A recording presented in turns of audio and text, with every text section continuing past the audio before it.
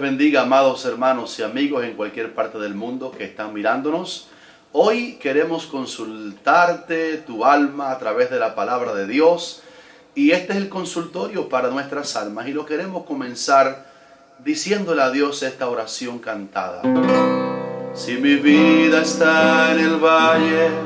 y necesito subir, si mi vida está en desierto y necesito beber, si mi vida está en la cárcel y necesito salir, ven a su milagro, Señor. Ven y súbeme a tu presencia, Señor. Ven y dame de tu agua viva, Señor. Ven y sácame de las tinieblas, Señor. Espero un milagro hoy. Si mi vida está enferma y necesito sanar, si mi vida está caída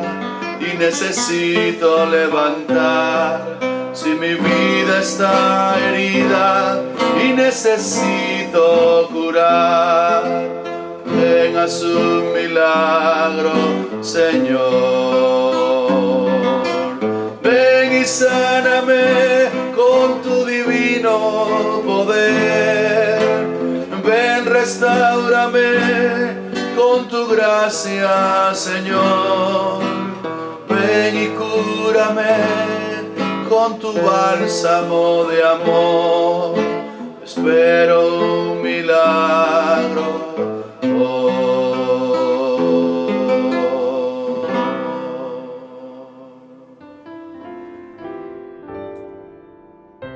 En este día queremos hablarte exactamente como hemos cantado en el consultorio del alma, acerca de los vasos limpios que Dios usa en su casa y que muchas veces se quebrantan y tienen que pasar por un proceso doloroso, pero que los vuelve a restaurar. Estoy leyendo la palabra en Isaías 43 y versículo 2, donde la palabra de Dios fiel dice: cuando pases por las aguas, yo estaré contigo, y si por los ríos, no te anegarán. Cuando pases por el fuego, no te quemarás, ni la llama arderá en ti. Hemos estado siguiendo una serie sobre los vasos que Dios puede usar en su casa. Y en estos días atrás hemos mirado los vasos de honra, los vasos de misericordia y los vasos escogidos, el diferente tipo o manera como Dios usa a diferentes personas para distintos ministerios en la diversidad de su casa. En este día estamos mirando una promesa de Dios que tiene que ver con aquellos que han servido a Dios por algún tiempo, pero se desgastan en el trabajo ministerial, y yo tengo un mensaje de Dios para tu vida en este día tan especial. En la alfarería hebrea, exactamente como fungía en los días de Cristo, el alfarero hacía los vasos de honra y de misericordia para diferentes usos especiales, y esos vasos se desgastaban con el tiempo y la boca se les hacía tan filosa y el asa de igual manera, que ya constituían un peligro para dar de beber a los visitantes, a los domésticos de la casa. Y la familia tomaba esos vasos ya un poco desgastados y los ponía en el patio de atrás de la casa, porque en alguna manera y en algún momento del año esos vasos iban a ser útiles. Israel era un pueblo que cuando daba al Señor sus ofrendas y sus diezmos, generalmente los daba de cebada, de trigo, de granos, y aquellos vasos que ya no eran útiles para llevar agua al sediento eran llenos de ese tipo de diezmos y ofrendas visibles, eran llenos de granos y llevados a la casa de Dios para ponerlos, como dice la palabra de Dios en el libro de Malaquías, en el alfolí. Una vez que esos vasos limpios, y eran limpios porque la ofrenda era limpia y ella santificaba el vaso, esas ofrendas llegaban en esos vasos limpios al tabernáculo, al templo de Dios, y los ministros del templo los vaciaban en el alfolí. Los colocaban de igual manera en un área especial de los atrios, porque 2 o 3 veces al año los levitas tomaban esos vasos quebrantados, desgastados un tanto, y los llevaban de vuelta a la casa del alfarero por si él podía restaurarlos a la manera inicial antes que fueran vasos desgastados y entonces limpios para traer ofrendas a la casa de Dios. Generalmente el alfarero, al recibir del templo aquellos vasos, aquel tipo de vasos ya gastados por el tanto uso, trataba de llevarlos a su forma inicial, y era algo muy difícil de lograr, pero él había tenido la sabiduría en la alfarería para tratar con ellos de alguna forma que los pudiera restaurar. Había algunos pasos que el alfarero daba en su barrería, en su alfarería, para restaurarlo. La primera era virarlo boca abajo y sacudir todo el sedimento del polvo de aquellos granos, trigo, cebada, etcétera, que ellos llevaban al templo de Dios. Y una vez que los viraba boca abajo y los sacudía, el alfarero, intentando limpiarlos otra vez, tomaba un instrumento a manera de hisopo, pero de un tipo de metal de la época, para limpiar y raspar toda la superficie exterior y también la interior del vaso, a fin de quitar totalmente aquellos sedimentos viejos que ya eran parte del uso continuo de los vasos por tantos años. Una vez que lo hacía, el alfarero intentaba con barro y agua fabricar la boca que estaba desgastada y volver a hacerla a la manera de relleno, del mismo grosor que tenía antes que se quebrantaran o se desgastaran. Y también lo hacía con el asa o con cualquier parte del vaso que estuviera herida por el tanto uso. Pero el alfarero se daba cuenta que era muy difícil y la mezcla única de barro y agua no pegaba, era como que no coagulaba para volver a restaurar el vaso y se caía. Y en la ingeniería de la alfarería hebrea, ellos se percataron que había un pequeñito animalito que crecía en las pieles de las ovejas o de los corderos del campo, llamado ese animalito la sanguijuela. Así que él conseguía alguna pradera en que algún campesino tuviera un hato de aquellos animales, y él le pedía permiso para cazar las sanguijuelas de las pieles de las ovejas, de los carneros, de las cabras, en este caso de los corderos de Israel, y él las tomaba y las metía en un pequeño contenedor. Al llegar a su alfarería las aplastaba, y esa sangre de la sanguijuela, que obviamente era sangre de cordero, porque ellos solo se alimentaban de la sangre de los corderos, esa sangre de la sanguijuela, que era sangre de cordero, era la única mezcla viscosa que podía ayudar a que el vaso soportara el relleno de barro, de agua y de la sangre de cordero que estaba en la sanguijuela. Así que el alfarero se gozaba al ver que ahora rellenaba la parte herida o desgastaba y no se caía. Y el último proceso que seguía era colocar esa vasija restaurada otra vez en el horno para sujetarla a la temperatura de las altas pruebas, para que otra vez se pudiera solidificar y compactar la restauración de barro, agua y sangre de cordero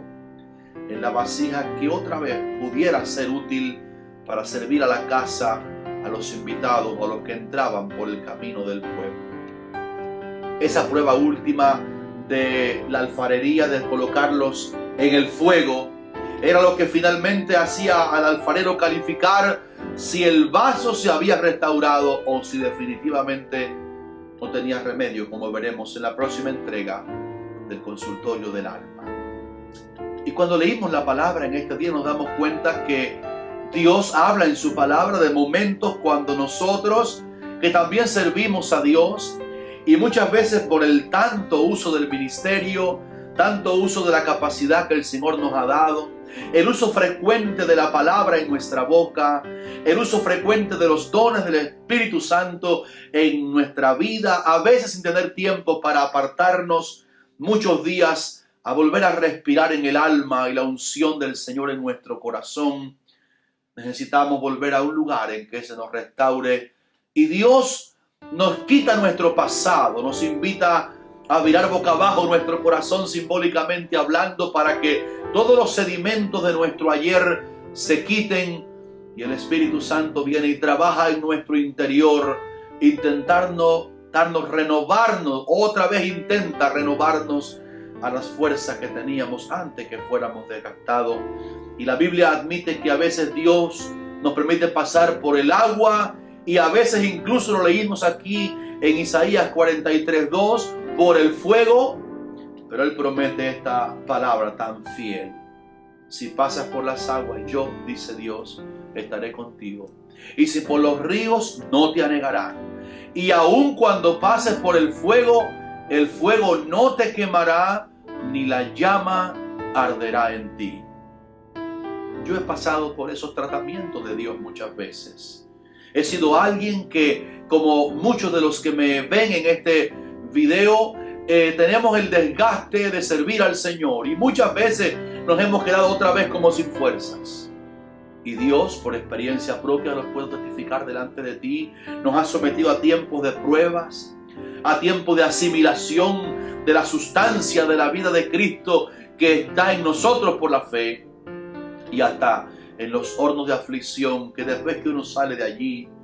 sale otra vez en el mismo vigor que teníamos antes de pasar la tremenda prueba otra vez. Siempre distinta la prueba, pero otra vez un fuego de aflicción que Dios ha permitido para curar nuestra vida cristiana y nuestra vida ministerial. Por eso en este día te quiero alentar que si te sientes sin fuerzas, si hasta como Jeremías en el capítulo 20 de su libro te has sentido que ya no puedes ir adelante, te sientes que las fuerzas se han gastado, la visión cual Isaac, que su hijo Jacob lo pudo engañar porque sus ojos ya estaban desgastados, ese es tu caso quizás. O si el ánimo, la fuerza, el deseo de trabajar en la obra ha menguado un tanto, yo tengo una buena noticia para darte. No es verdad que es tiempo de retirarte, no es verdad que es tiempo de decir hasta aquí serví al Señor, porque la palabra de Dios promete: los que esperan en el Señor tendrán nuevas fuerzas, levantarán alas como las águilas, correrán y no se cansarán, caminarán y no se fatigarán. ¿No te parece maravillosa esa promesa? Y esas promesas que de ellas dice la Biblia que son sí y son amén por medio de nosotros y para gloria de Dios. Por tanto, si hoy me escuchas en un momento como he explicado, te quiero animar que hables con tu alfarero, porque hemos estado mirando en esta serie que Dios creó a Jacob, pero formó a Israel. Y en el proceso desde Dios crearnos, llamarnos a servirle, hasta llevarnos a ser el tipo de hombres y mujeres, respectivamente, que Él quiere que seamos, Dios nos va a pasar por tratamientos. A veces no entendemos por qué tan dolorosos, pero que van a servir para que podamos ser renovados, porque te quiero decir con todo mi corazón en este día que hay tantas personas que necesitan del ministerio que el Señor te dio, del agua que Dios ha puesto en ti para darle de beber a ellos, de la visión y del ánimo que Dios ha colocado en tu corazón, que de alguna manera puede benditamente contaminar a alguien con el ánimo y la fuerza que el Señor una vez te dio, pero que hoy Él la quiere volver a restaurar. El Señor desea que no solamente sirvamos para traer ofrendas al tabernáculo, lo cual es tan vital y tan enseñado en la palabra, pero Él también quiere que sirvamos para continuar animando a otros a servir al Señor hasta que Cristo venga por la iglesia. Me parece que estamos en el mismo paralelo de aquel profeta llamado Elías, que una vez perseguido, después de una gran victoria sobre los Baales en el Monte Carmelo, al saber que la reina Jezabel le ponía su vida en peligro, él sintió que era un vaso quebrantado y hasta oró y dijo allá en el capítulo 19 de Primero de Reyes: Señor, basta, quítame la vida, no soy yo mejor que mis padres. Pero al revés de lo que Elías pensaba, que se había quebrantado totalmente, un ángel bajó del cielo y le dijo: levántate y come, y le dio comida celestial, porque largo camino te resta. Con esa comida, fortalecido por ella, caminó 40 días y 40 noches hasta Horeb, el monte de Dios, y otra vez pensó que era tiempo de esconderse, pero con 4 manifestaciones audibles, visibles, de la gloria de Dios mismo, hasta que después oyó un silbo apacible y delicado, y la voz divina le dijo: levántate, sal para afuera de la cueva y vete, que tu ministerio todavía no ha terminado. Te animo a pensar que lo que Dios te dio a hacer, este no es el día de su final, porque Dios te va a restaurar las fuerzas y te va a dar vigor en tu alma, como dice la palabra. Jehová te pastoreará siempre. En las sequías saciará tu alma y dará vigor a tus huesos, y serás como huerto de riego y como manantial de aguas, cuyas aguas nunca faltan. Y a ti, mi amigo, que me ves en cualquier parte del mundo hispanoparlante y quieres recibir a Cristo, el único que nos puede salvar del pecado, si le dices: ven, yo creo en ti, Jesús, como mi único Salvador, Él te perdona y te lava con su sangre, y tu nombre se escribe eternamente en el libro de la vida. Si quieres a Jesús para que te salve, dile conmigo ahí en tu lugar: Señor Jesús, yo te recibo como mi único Salvador personal, y te invito que me perdones todos mis pecados, porque yo sé que en la cruz pagaste por ellos para darme vida eterna. Amén.